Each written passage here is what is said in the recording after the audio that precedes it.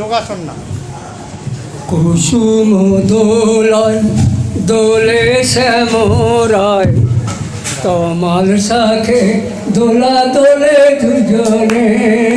কুসুম দোলায় দোলে শ্যামরায়, তমাল শাখে দোলা দোলে ঝুলনে। অনলাইনটা মনে আছে? দেখি কার মনে আছে?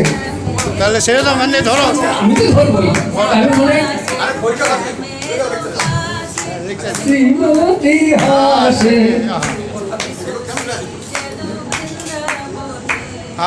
কুসুম দোলায় দোলে শ্যামরায়, তমাল শাখে দোলা দোলে দুজনে। তো আজকে সেই বিখ্যাত ঝোলের পূর্ণিমা, আজকে তার সঙ্গে রাখি পূর্ণিমা। বলুন তো আজকে আর একটা বিখ্যাত পূর্ণিমা কার মনে আছে?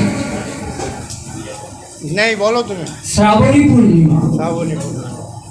আজকে শুধু ভগবান শ্রীকৃষ্ণের ঝুলন যাত্রাই হচ্ছে না, আজকে শুধু রাখি পূর্ণিমায় বাধা হচ্ছে না, আজকে তো হাজার হাজার মানুষ ভোলে বাবার মন্দিরে গিয়ে ওরাও এই পূর্ণিমাটা দখল করে নিয়েছে বাবার জন্মদিন হিসাবে, জন্ম মাস হিসাবে। আবার এটা যদি সোমবার হয় তো কথাই নেই। আর সেখানে তারা কি গাইছে? ভোল বোম তারক বোম, ভোল বোম তারক বোম, তারক বোম তারক বোম। বেল পাতা নে মাথা পেতে গাল বাজালে হয় খুশি। বম বম বম বলে কেন নাও না যেচে যা খুশি। বেল পাতা নে মাথা পেতে গাল বাজালে হয় খুশি। বম বম বম বলে কেন নাও না যেচে যা খুশি। ভোল বোম তারক বোম, ভোল বোম তারক বোম, তারক বোম তারক বোম।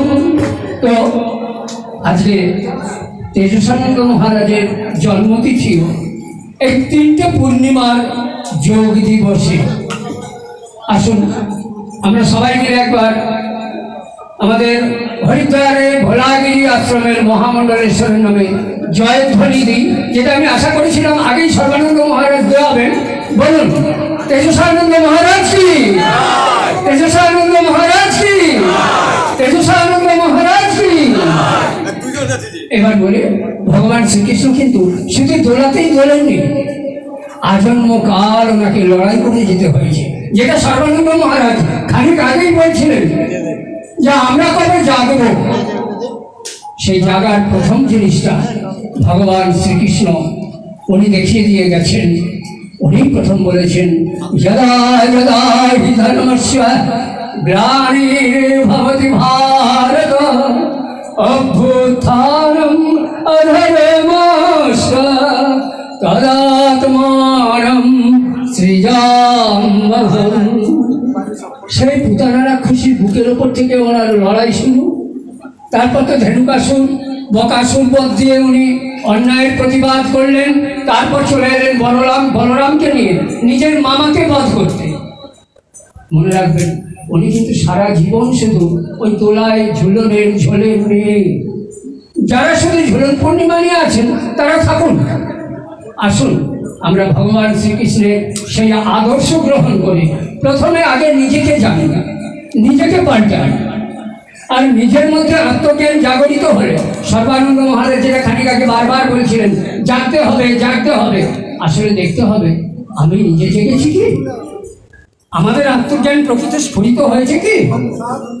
যদি না হয়ে থাকে তাহলে সারা জীবন এই সম্মেলনও বৃথা হবে, আর এত প্রবচনও বৃথা হবে।